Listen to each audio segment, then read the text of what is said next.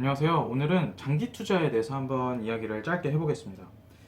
최근 댓글 중에 장기 투자에 대한 댓글이 상당히 많이 있었어요. 저희가 2월, 3월, 4월 장세가 굉장히 좋았습니다. 개별 종목들도 좋았고 지수도 굉장히 좋았어요. 그래서 그런지 몰라도 댓글 중에 이런 얘기가 굉장히 많았습니다.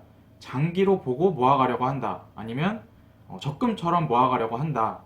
근데 이러이러한 종목 어떤지 좀 알려달라. 아니면 ETF 미국이나 뭐 어떻게 하려고 하는데 어떻게 보시나요? 이런 식의 댓글이 굉장히 많았어요. 그리고 어떤 분께서는 퇴직연금을 저랑 이제 나이도 비슷했는데 퇴직연금을 DB에서 DC로 바꿔서 ETF로 운용을 하려고 한다. 장기로 보고 이런 말씀도 주신 분이 계십니다.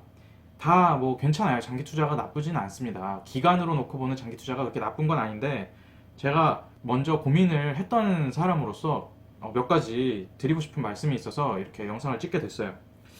제가 우려가 되는 게 뭐냐면 많은 분들이 장기 투자를 굉장히 쉽게 본다는 것입니다.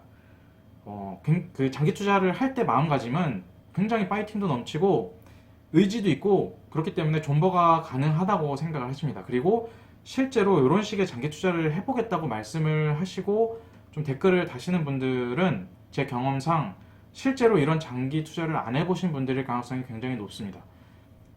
장기 투자를 경험하시고 이런 전략을 실제로 실행을 하시는 분들은 실행을 하지 이렇게 댓글로 괜찮냐는 식의 말을 남기지는 않아요. 왜냐면 자기가 이미 경험을 해본 게 있기 때문에 어느 정도 확신을 가지고 할 수가 있는데 가보지 않았던 분들은 그 길이 어떤지 모르기 때문에 많이들 댓글로 문의를 하시는 것 같아요. 다른 제 영상뿐만 아니고 다른 카페 댓글이나 이런 걸 보더라도 장기 투자가 의지력이 있으면은 가능할 거라고 생각을 많이 하십니다. 근데 그렇지 않은 측면이 분명히 있어요. ETF의 장기 수익률이라든지 S&P 500 지수의 장기간 상승을 놓고 이런 정도면 나도 할 수 있겠다 라고 생각을 많이 하십니다.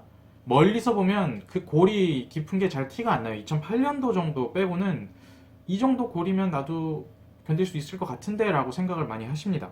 근데 제가 지금 단언 드릴 수 있는 거는 생각보다 쉽지 않다는 거를 말씀드리고 싶어요. 제가 장기 투자가 나쁘다는 얘기를 하는 건 결코 아니고요. 이게 그렇게 쉽지 않다는 얘기를 지금 말씀을 드리는 겁니다. 주가가 오른다고 꼭 누구나 돈을 버는 건 아니에요. 월가 영웅에도 나오는 얘기인데 피터 린치가 운영하는 마젤란 펀드에 투자한 투자자들도 많은 비중, 거의 절반 정도가 돈을 잃은 사람들입니다. 돈을 손해를 본 사람들이에요. 피터 린치는 매년 굉장히 괜찮은 이익을 뽑아냈음에도 불구하고 절반에 가까운 사람들이 손실을 봤다는 통계가 있죠. 그게 왜 그러냐면 모든 자산의 가치는 선형으로 증가하지 않기 때문에 그렇습니다. 모두가 선망하는 미국 주식조차 08년에는 거의 50%에 가까운 하락률을 보였어요. 이 제가 아까 말씀드린 50%에 달하는 하락, 그러니까 최상단에서 최하단까지 50%의 그 진폭을 어려운 말로 하면 MDD라고 많이 합니다. 인터넷 보더라도 MDD라는 얘기를 많이 쓰죠. 이게 맥시멈 드로우다운이라고 최상단과 최하단의 진폭을 뜻합니다. 근데 변동성이 위험은 결코 아니라고 제가 말씀을 드렸는데 그것도 견뎠을 때의 얘기지 견디지 못하고 중간에 털려나가 버리면 이 MDD 높은 것도 굉장히 큰 리스크로 다가오게 됩니다. 퀀트 하시는 분들이 보통 가정으로 놓고 하는 게 MDD가 20%가 넘어가면 개인이 견디지 못한다는 거를 가정을 놓고 포트 운용 전략을 짜시는 분들이 많습니다. 이 말은 뭐냐면 내가 장기 투자 초기에 아무리 파이팅이 좋고 의지가 충만해 있다고 하더라도 MDD가 20%가 넘어가는 순간 견디기가 어렵다는 얘기예요. 많은 사람의 평균치가 그렇기 때문에 나 또한 거기에 속할 확률이 되게 높죠.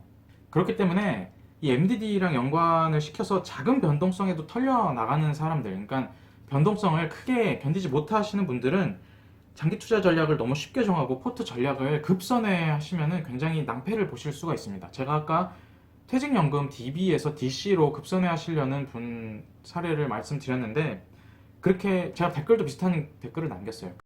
좀 고민을 하시고 바꾸셔야 됩니다. 경험도 하시고 고민도 하시고요. 그리고 이 장기 투자를 그럼에도 불구하고 해야겠다, 길게 모아 가겠다라고 마음을 굳히신 분들은 꼭 두 가지를 염두에 두셔야 돼요. 첫 번째는 제가 이 얘기는 매 영상마다 해갖고 지금쯤이면 제 영상 많이 보신 분들은 귀에 딱지가 앉았을 텐데 지속적으로 공부를 하시고 그 공부에 따른 확신을 가지셔야 됩니다.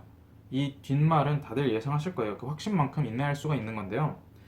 장기 투자를 할 때 있어서 이 MDD는 피할 수가 없습니다. 무조건 오기 때문에 이 진폭을 견뎌야 되는데 그 진폭을 견디려면 무조건 확신에 따른 인내밖에 없거든요. 그렇기 때문에 반드시 지속적으로 투자 공부를 하셔야 돼요. 그리고 또 하나 제가 말씀드리고 싶은 거는 어, 경험치를 정립을 하셔야 됩니다.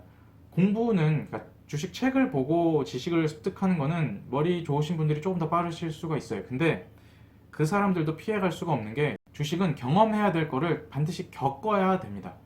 그 과정들을 겪어 나가지 않으면 다음 단계로 나갈 수가 없어요. 좀 어렵습니다. 그래서 반드시 겪을 거를 겪어야 돼요. 시간이 필요하고 그 와중에 이 스타일이 나랑 맞나 안 맞나도 한번 가늠을 해 보셔야 됩니다. 너무 섣불리 장기 투자 이렇게 적금식으로 ETF라든지 이런 거 모아가는 거가 나랑 맞다고 결론을 내려버리시면 조금 나중에 낭패가 될 수도 있으니까 시간을 갖고 공부를 하시고 경험치도 정립을 하시고, 그러니까 포트의 일정 부분을 그런 식으로 한번 운영을 해보시는 거예요. 5년이면 5년 정도.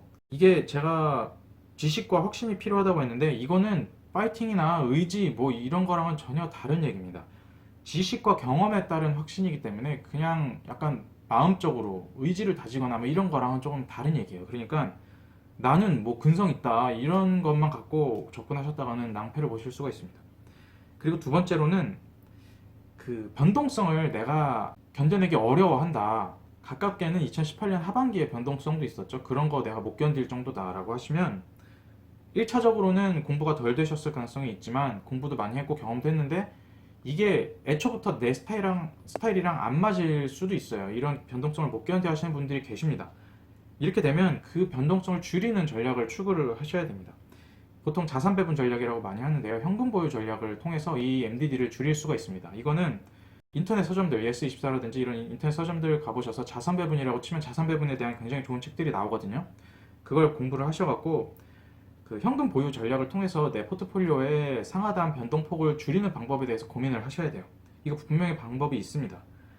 예를 들어서 제가 이전 영상에서도 말씀을 드렸는데 이거 하나의 방법인데 우리나라 원화를 보유할 때 그 주식과 현금의 비중을 설정을 해놓고 1년에 한 번씩 리밸런싱을 하는 방법이 있을 수도 있고요. 그리고 우리나라 주식과 마이너스 1의 상관관계에 가깝게 다가가고 있는 미국 국채라든지 이런 거를 달러 환율에 완전 노출시켜서 일정 부분 가지고 가는 방법도 있습니다. 여러 가지 방법이 있으니까 이 MDD를 줄이는 포트 운영 방법을 공부를 하시는 게 좋습니다.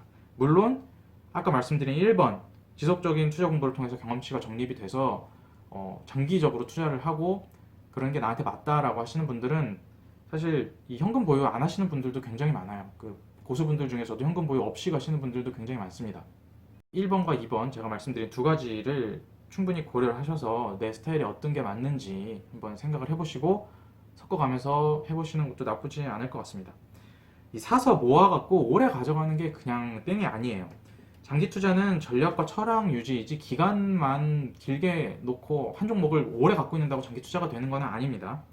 댓글로 이런 장기 투자 관련해서 많은 분들이 물어보시고 제 생각에는 또 그런 분들이 투자에 입문하신 지 그렇게 오래된 것 같지는 않아서 오래되신 분들도 있겠지만 오래되지 않으신 분들도 많고 대학생인 분들이 이런 질문도 주신 분들이 많아서 한번 짧게 영상을 촬영을 해봤습니다. 그리고 제가 마지막으로 정말 딱 하나만 더 말씀을 드리면 ETF 장기 투자를 계획하고 계신 분들이 있으실 텐데 이 ETF를 적금처럼 장기 투자하시는 분들의 필수 사항은 ETF로부터 나오는 분배금을 무조건 재투자하셔야 됩니다. 이거 재투자 안 하시고 장기 투자하면 의미가 굉장히 크게 반감이 됩니다.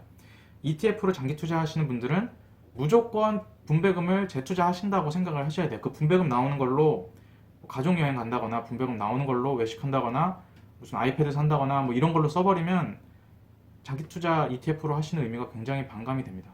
ETF에 따른 분배금은 쓰는 게 아니고 재적립하는 거다라고만 생각을 확실히 해주시고 장기 투자를 하시면 좋을 것 같아요.